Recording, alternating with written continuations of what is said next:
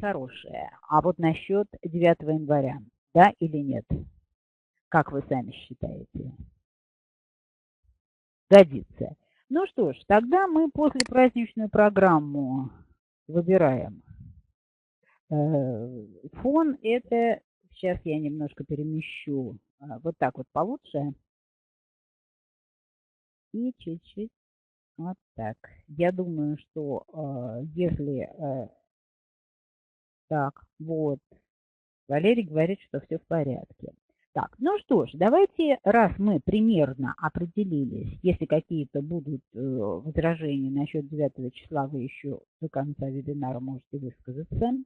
А сейчас мы с вами поговорим о такой простой теме, как храп, за которым скрывается крайне неприятное, пока еще не совсем понятное состояние, это ночное апноэ. Апноэ переводится на нормальный человеческий язык как отсутствие дыхания. Очень часто матери, которые имеют новорожденного ребенка, встают каждую ночь послушать, дышит ли он или нет, и боятся апноэ, вот такого вот обструктивного апноэ, что означает прекращение дыхания ребенка в данном случае за счет спазма бронхов при расслаблении длинных мышечных волокон, о которых я вам уже говорила. На самом деле такой угрозы практически не существует.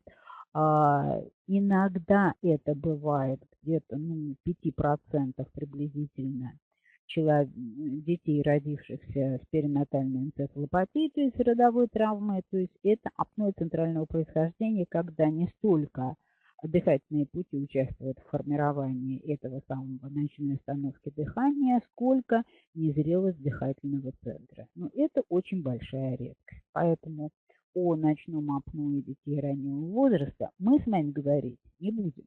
А будем говорить о проблемах, которые беспокоят взрослых, то есть тех самых вещах, которые сегодня заявлены как тема сегодняшнего вебинара.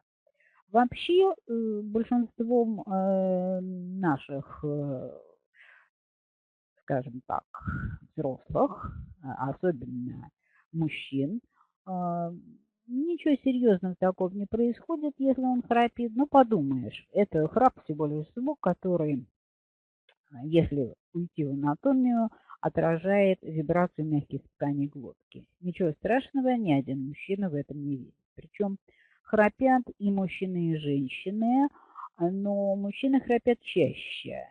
И никак не подозревая совершенно, что за этим такой неприятный, конечно, для собеседника, спящего рядом, звука храпа, вибрирующего, иногда прямо невероятно доходящего до нескольких децибел и возникающего в основном, когда храпун лежит на спине, скрывается, в общем-то, реальная такая опасность, которая...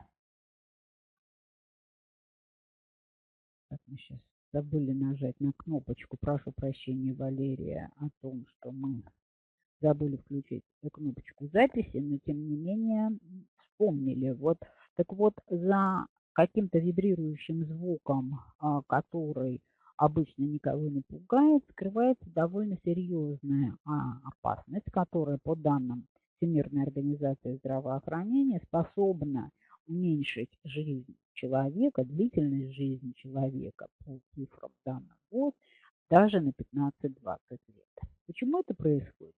Я вам сейчас попытаюсь объяснить. Ну, во-первых, неприятно спать рядом с человеком, который храпит. Партнер, как правило, не то что уснуть, возмущенно, вот как вы видите на картинке, сидит рядом и пытается изобрести какие-нибудь средства для себя лично или разбудить своего партнера для того, чтобы храп прекратился. Во время нормального сна, когда человек не храпит, то кто храпит, тот засыпает первым. Это точно написал Валерий. Действительно, у человека, который засыпает, мышцы сна, во время сна, мышцы языка и мягкого неба находятся в тонусе и поддерживают верхнюю дыхательные пути открытыми. Это так называемая возрастная норма, которая соблюдается обычно людьми, которые не имеют никаких вредных привычек, не курят, стараются не употреблять спиртные напитки и другие вещества, которые влияют на непосредственно мускулатуру верхних дыхательных путей. Но тем не менее, если с возрастом взглянуть на носоглотку и ротоглотку такого человека, который склонен к будущем пока к хрампу, то можно увидеть следующие черты. Во-первых, это люди с излишками веса. Люди, часто употребляющие пиво, которое напрямую сказывается на тонусе мускулатуры дыхательных путей. И, наконец, люди с короткой шеей, у которых есть все непосредственно, скажем так, предрасположенности, когда прохождение воздуха блокируется частично и раздается храп, то есть посторонний шум. Обычно это бывают люди с короткой широкой шеей, и во время храпа дыхательный просвет сужается и появляется при вдохе очень, да и при выдохе дополнительный дыхательный шум, который мы и ценим, расцениваем как храпление, и при вдохе расслабленная часть глотки начинает вибрировать, создавая шум, который мы называем храпом. Вообще, храп – это, конечно, неприятная бытовая подробность, но кроме обычных бытовых неудобств, обычно за этой проблемой стоит проблема медицинская. Так всегда и бывает. Если просвет гортани и глотки во время сна сильно сужается, и мышцы, которые должны ее поддерживать, тонизировать, ослабляются, то верхние дыхательные пути могут оказаться полностью заблокированными.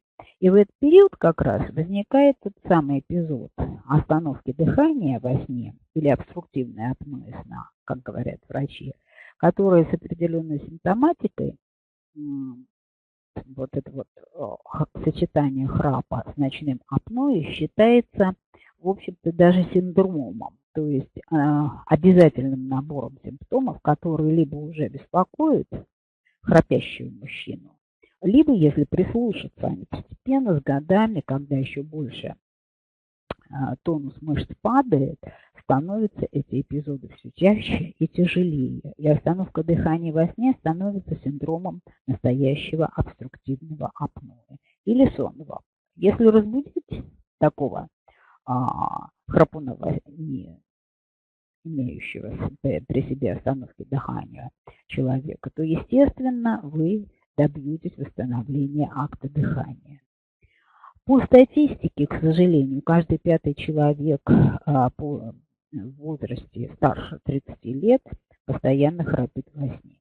Предрасполагает к этому, естественно, не только возраст, но и положение человека в постели, то есть человек, лежащий на спине, храпит чаще, чем на боку, а к 65 годам храп отмечается больше, чем у половины населения. Около 10% супружеских пар указывают на храп как на основную причину проблем в семейной жизни, ведущие в конечном итоге к разводу. Представляете себе развод по причине храпа, если бы они могли сказать об этом, ну, например, то, что у нас называется в ЗАГСе. Это вызывает улыбку, но на самом деле за этим может стоять довольно глубокая личная трагедия. Громкость храпа может достигать до 80 дБ, то есть шум, который производит храпун, в 1,5 раза практически лишь в 1,5 раза меньше, чем громкость реактивного самолета. И спать рядом с таким человеком практически невозможно. У женщин, чьи супруги храпят, постепенно нарастает вот такое неприятное ощущение, кроме невроза, который существует сразу же почти, то и прогрессирует снижение слуха от такой вот силы 80 дБ. Представляете себе, это как если бы около вас каждый раз работали колонки мощного музыкального воспроизводящего центра. Каждый 10-й человек, который страдает храпом, страдает и синдромом обструктивного апноэ во время сна, то есть имеет способность задохнуться. И каждый третий, и до 30% всех смертей внезапных, беспричинных, как кажется врачам, связаны именно с этим синдромом апноэ во время сна, то есть остановки дыхания.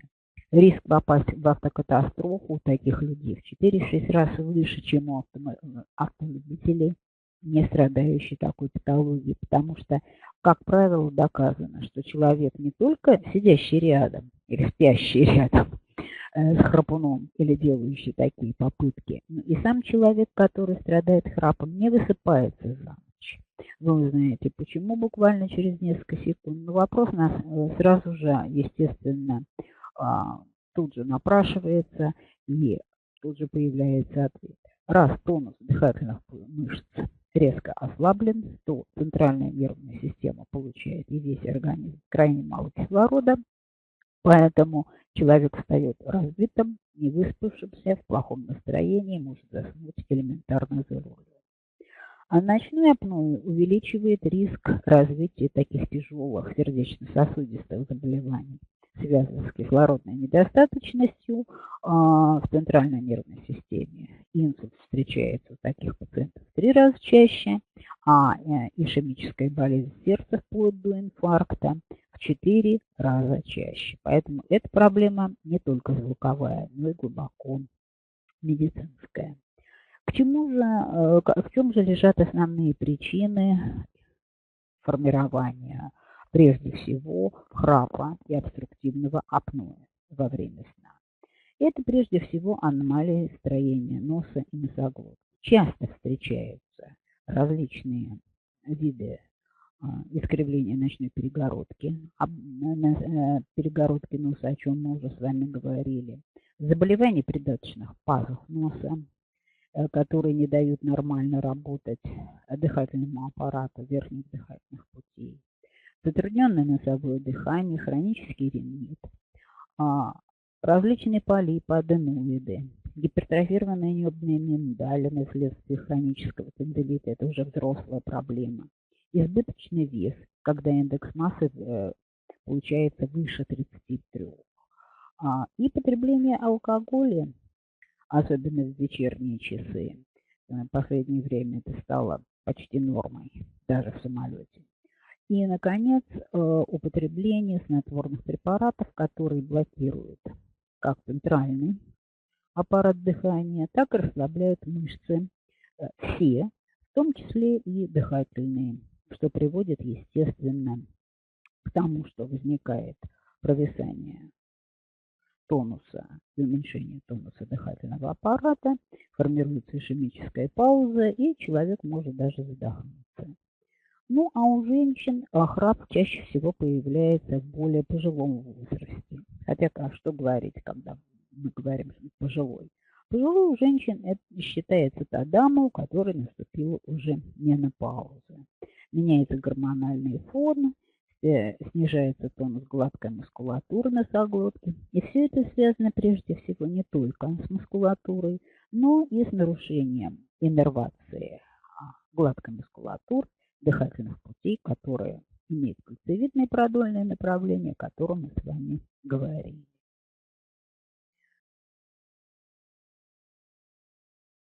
Не всегда, конечно, храп ведет к остановке ночного дыхания. Но сам по себе феномен храпа не опасен, но он, к сожалению, является лишь симптомом, сигналом, пусковым механизмом таких тяжелых заболеваний, которые часто формируются у людей, храпящих во сне. Храп может вызывать различные патологические феномены, постоянные очаги и сухость слизистых оболочек, инфицирование носоглотки, обострение очагов различных, непосредственно как в носоглотке, так и в бронхах. Лечить храп необходимо тогда, когда он становится очевидным и повторяется из ночи в ночь. То есть это не просто симптом, который неприятно по какому-то состоянию нервной системы у человека возник и исчез. и только меняет вашему партнеру. Но и появляются симптомы, которые являются логическим продолжением храпа и являются причиной непосредственно формирования у человека феномена ночного апноэ, то есть исчезновения способности равномерно, четко контролировать дыхание со стороны центральной нервной системы. Какие же это симптомы, которые должны насторожить нашего пациента или любого другого человека, который храпит, и заставить обратиться непосредственно к врачу или к нашей биорезонансной программе, которая, как вы увидите, вообще-то приносит больше пользы, нежели обычные медикаментозные средства или те средства, которые может предложить современная медицина. Итак, какие же симптомы проявления храпа, которые настораживают человека в отношении появления остановки дыхания во сне? Возможности еще пока, но не появления. Хотя уже некоторые эпизоды такого прерывистого дыхания во сне должны насторожить.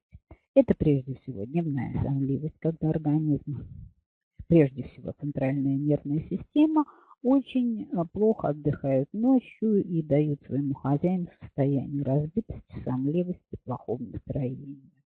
Люди с ожирением, естественно, составляют большую группу риска, которые из простого храпа, который достаточно их ближним, простого в кавычках, конечно, постепенно превращается в синдром ночного апноэ или остановки дыхания. Постепенно снижается память, внимание, поскольку очень мало кислорода поступает ко всем клеткам, не только центральной нервной системе, но и организму вообще.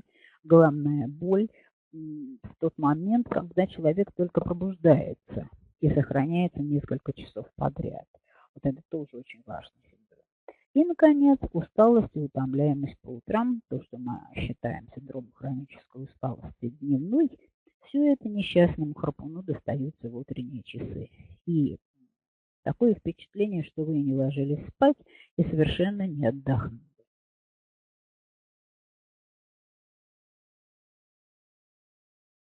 Вот вы видите перед собой двух пациентов на картиночке, которые довольно находятся в таком возрасте, когда синдром храпа может превратиться в синдром ночной остановки дыхания. Им предложили какой способ решить. Это дополнительная маска, которая надевается на лицо и подает кислород, и не дает податься мышцам мягкого неба и полностью закрывать дыхательные пути. Поэтому сам аппарат, конечно, выглядит вроде бы так не очень тяжело, но спать в таком состоянии довольно сложно, потому что кроме ротовой полости нужно регулировать и носовые ходы, которые тоже участвуют в формировании вот этого неприятного синдрома практически остановки дыхания.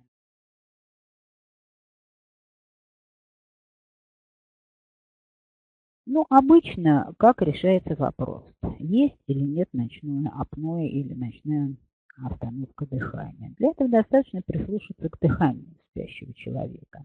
Если на фоне дыхания, или то есть храпа в данном случае у нас получается, храпящий человек дышит храпом, возникает пауза или тишина, которая периодами сменяется резким всхлипыванием и последующим усилением храпа, это и есть ночная остановка дыхания или ночное апноэ.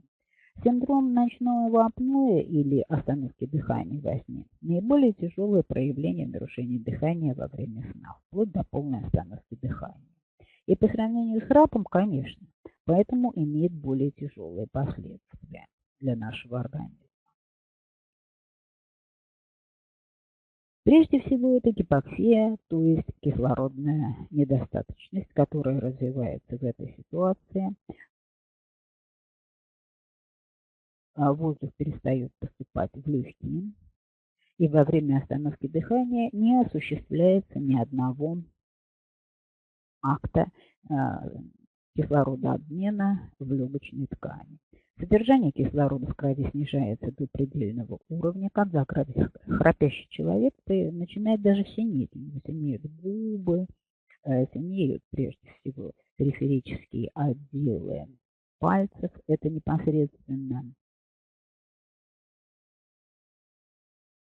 ногти наши, то есть вот эти признаки ишемии, гипоксии нарастают прямо на глазах. И действительно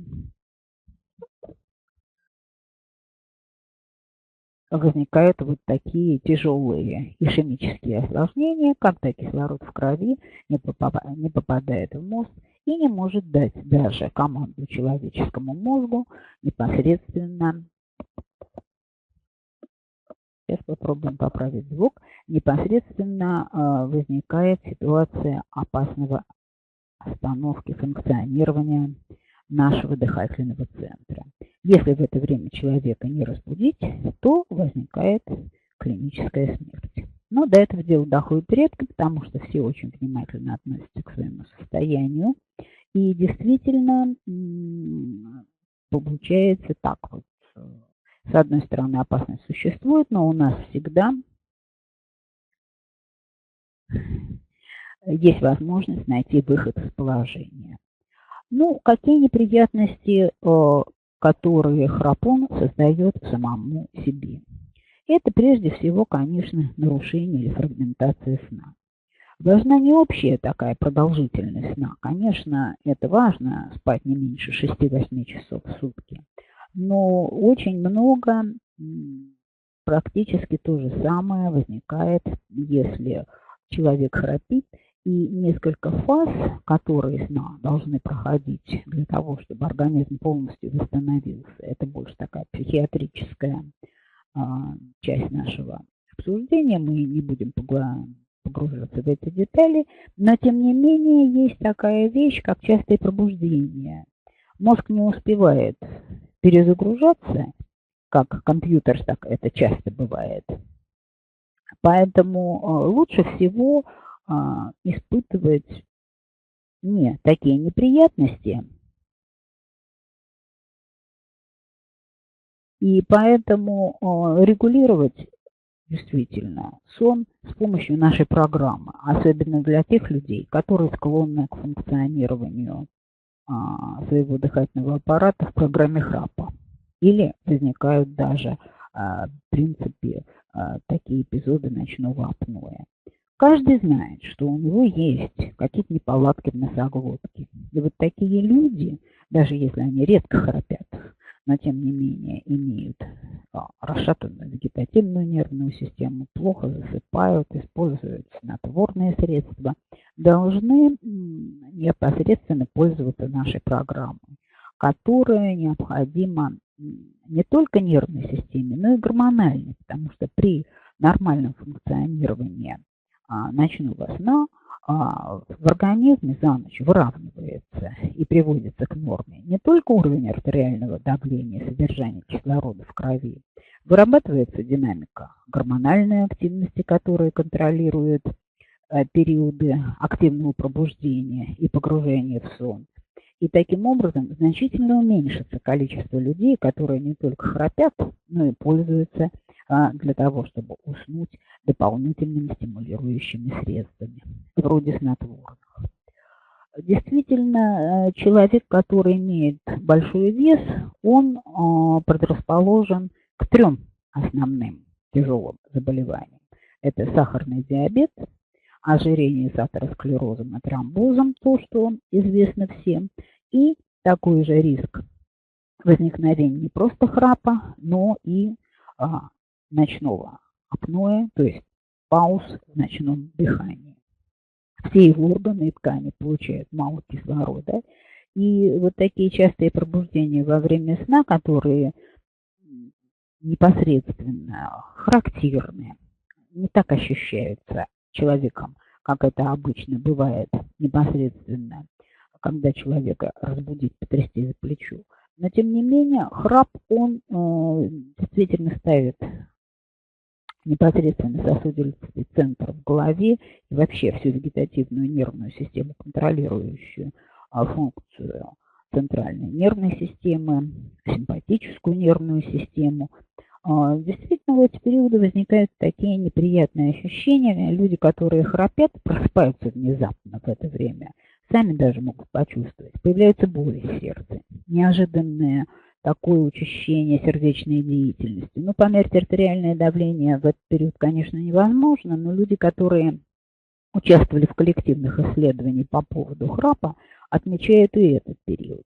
Поэтому различные виды гипертонических изменений, аритмии со стороны сердца, все это создает у храпунов именно не просто угрозу возникновения остановки на доли секунд дыхания и вновь возобновляется эта деятельность.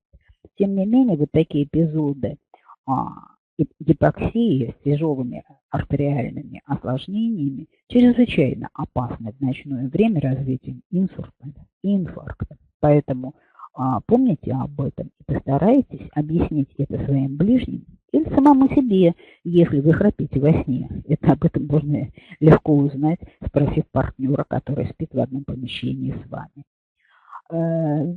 Продолжение существующих неприятностей, которые создает храп для человека, это повышение действительно артериального давления. Перекрытие дыхательных путей на уровне гортани и глотки создает эффект мехов. Меха – это такие, естественно, скажем так, участвующие в работе скорее уже исчезнувших механизмов нагнетания воздуха, то в область разряженного давления. В эту вакуумную ловушку попадает засасывающая кровь элементы, которые попадают с периферии в центр и перегружает сердце излишними объемами. Вот такое отрицательное давление, которое создается перекрыванием верхних дыхательных путей, очень характерный симптом. Встречается в 100% случаев, и действительно перегрузка сердца излишними объемами крови, как это бывает у человека храпящего в дневное время, это, как правило, не встречается, а именно во время сна, также представляет реальную угрозу для ночных храпунов. Кроме сердечно-сосудистой системы, гипоксии, страдают и периферические органы, которые являются придатками центральной нервной системы. Это прежде всего, конечно, орган зрения и орган слуха. Надо сказать, что вот здесь у нас отражено, избрано как раз такое немножко углубленное, такое пугающее изображение глаукомы, которое сопровождает повышение внутриглазного и внутрисосудистого давления, и очень часто характерно для пациентов с глаукомой, сочетающейся с храпом, возможно и снижение давления или повышение давления в улитке. И когда падает острота слуха, даже у людей, которые не достигли 50-летнего возраста. Поэтому вот такие вот осложнения со стороны анализаторов очень опасны и совсем ни к чему для того, чтобы заботиться о своем здоровье. Многие из молодых людей, страдающих храпом, часто говорят, что вот у меня носоглотка здоровая, и откуда берется эта неприятная ситуация, особенно если во время сна возникают перерывы в дыхании. Это, конечно, следствие шейного остеохондроза. Сейчас и ноутбуки, и планшеты, никто не сидит ровно за столом, так как работали со старыми компьютерами, имевшими блоки памяти. Сейчас можно положить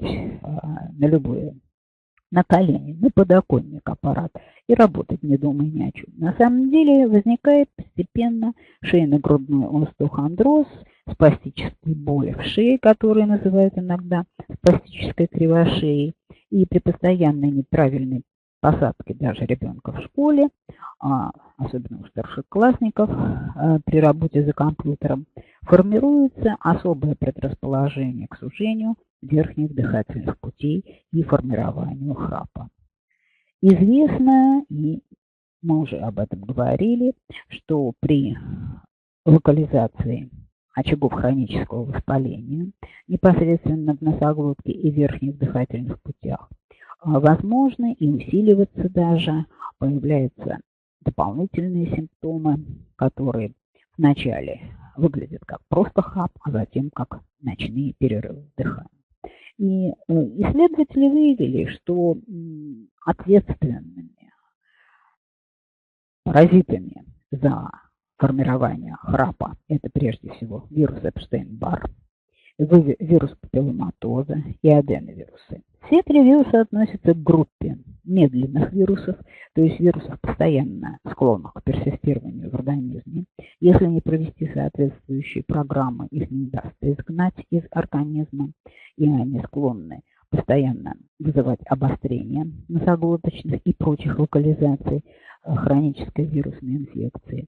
Как правило, естественно, вирусы, никакого конфликта с паразитами других групп не возникает и поддерживают вот эту ассоциацию из трех вирусов, ответственных за храп, конечно, и такие хорошо известные паразиты класс бактерий, как стрептококки, и в последнее время, к сожалению, ассоциация паразитов, которые простейших, которые поддерживают воспалительный процесс в бронхолегочном аппарате. Это гистоплазма и в том числе и более простой вариант хламидия.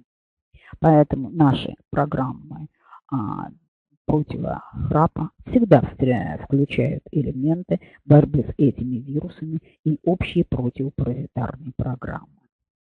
Действительно, обструктивное ночное апноэ – это по-настоящему удушающий приступ.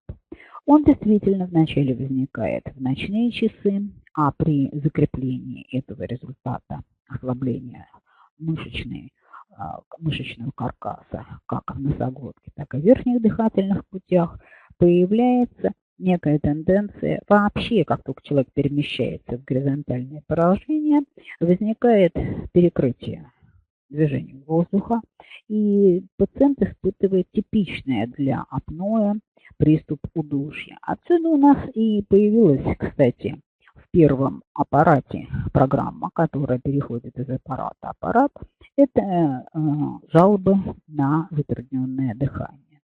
Часто очень врачи обращаются непосредственно и к легким, и к заболеваниям сердца, и они правы, да, действительно, у человека когда-то храпел, имел предрасположенность к формированию обструктивного синдрома в верхних дыхательных путях и ночное апноэ. И на фоне этого сформировались заболевания хронические, неспецифические заболевания легких, поражения бронхов и, естественно, сердечно-сосудистой системы. Поэтому, как только возникает предрасположенность к расслаблению мышц рота и носоглотки, все эти клинические симптомы выходят на поверхность. Надо иметь в виду, что если вы понервничали перед тем, как лечь спать, то все эти симптомы могут появиться намного сильнее, внезапно и даже без ауры, то есть предупреждения, даже когда вы находитесь в вертикальном положении.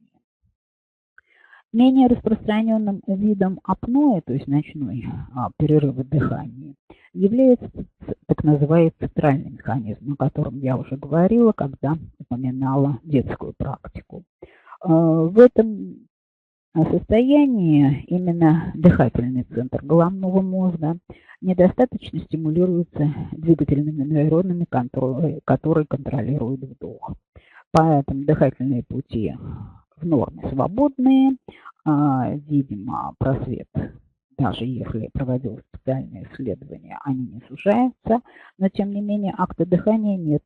Этот вид апноэ называют чаще всего центральным апноэ и часто сопровождаются заболеваниями сердца и нервной системы. К сожалению, наш организм очень сложен, и, естественно, все эти процессы и заболевания закрепляются, симптомы создают ситуацию порочного круга, и очень сложно справиться с одним каким-то признаком, например, только с храпом, не налаживая работу сердечно-сосудистой или дыхательной системы.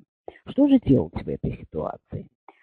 Естественно, разорвать этот порочный круг можно только при условии того, что вы имеете такое желание, стремление, набрались терпения, потому что за один день исправить ситуацию не удается. И действительно человек готов к борьбе за свою собственную жизнь, потому что по-другому вопрос ставить очень трудно. Днем спит, утомляется, плохо работает, вечером пытается как-то наладить свой сон с помощью снотворных, а это очень опасная вещь, потому что именно снотворные угнетают дыхательный центр. Для того, чтобы ввести человеческий организм в состояние сна, он расслабляет и мускулатуры, что тоже также усиливает и храп, и ночное апноэ. Поэтому самим бороться с данной ситуацией лучше не пытаться этого делать. Поэтому, естественно, запомнить нужно что? Лучше перед сном прогуляться. Никак не назначать самим себе снотворные и пользоваться ими без всякого контроля. Далее помнить о том, что у вас в этой ситуации снотворные вызывают даже в молодом возрасте угнетение дыхательного центра. Такими же свойствами обладают и назначаемые очень часто сейчас препараты, которые можно купить в аптеке, даже и без всякого рецепта. Это антидепрессанты, которые также угнетают дыхательный центр, затрудняя процесс вдоха и выдоха. Естественными противниками нашей сегодняшней программы по борьбе с храпом и ночным апноэ является употребление и спиртных напитков, которые усиливают, естественно, режим храпа и ночного апноэ.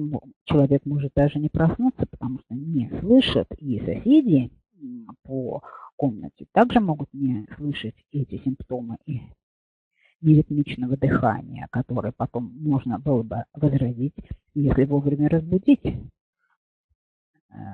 соседа. Но, к сожалению, этого не происходит. Те же самые симптомы усиливаются, то есть ночное апноэ при применении обезболивающих средств. Здесь нужно очень часто обращаться к нашей программе, если человек вынужден по каким-либо причинам пользоваться снотворными или обезболивающими средствами. Тогда никаких рисков, связанных с борьбой по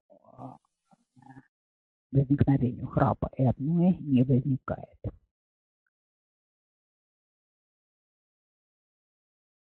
Так, сейчас мы это проходим. Вот здесь. Так. Мы предлагаем довольно простую программу для борьбы с вот этими довольно угрожающими и скрывающимися за простым словом храп явлениями. Вы видите перед собой первую программу, которая выполнена для базы аппаратов Дельта. Программа довольно длинная, вы видите, целый месяц занимает первый вводный даже блок. Если человек никогда не пробовал пользоваться подобными программами, то здесь тактика такая. Еженедельно, ежедневно вы выполняете блок программ, относящиеся к этому этапу. Каждая программа выполняет свою собственную роль и снижает те риски, которые непосредственно стоят за формированием храпа и апноэ. После небольшого двухнедельного перерыва, опять же, естественно, здесь важно, положительное ли возникновение динамики этого процесса или нет, то вам придется повторить эту программу и снова через некоторое время сделать 2 или 3 таких блока. Только в том случае, когда вы уже полностью уверены в том, что действительно исчезла эта неприятная ситуация, вы можете действительно бросить выполнять эту программу. И, наконец, программа борьбы с храпом и ночным апноэ – это аппаратура, работающая на базе универсала. Здесь вы видите естественные программы, касающиеся и тех вирусов, о которых я уже вам говорила, вызывающие те самые очаги, неприятные очаги вирусной и бактериальной инфекции в носоглотке, мешающие акту дыхания и исчезновению храпа. Действительно, здесь есть и программы, нормализующие программу сна. Здесь они виднее, нежели в предыдущей программе. И непосредственно все центры, которые ответственны за формирование сна и поддержание мускулатуры носоглотки в тонизирующем, а не в расслабленном состоянии. Программа также встречается, построена из нескольких этапов. И действительно, общий курс здесь рассчитан даже по дням, потому что каждый 1,5 месяца с повторением цикла в течение нескольких. Сделайте небольшой перерыв, ну, например, неделю, 1,5 недели, и вновь повторите этот блок.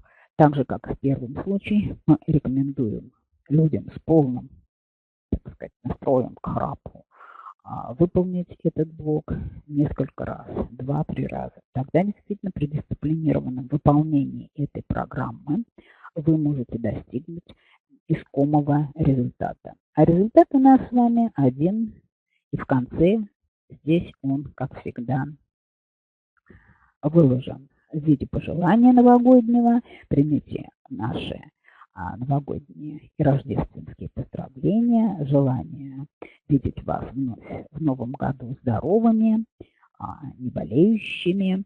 И в рамках этой программы наша компания желает вам здорового сна с аппаратами Bionidis. Теперь я хотела бы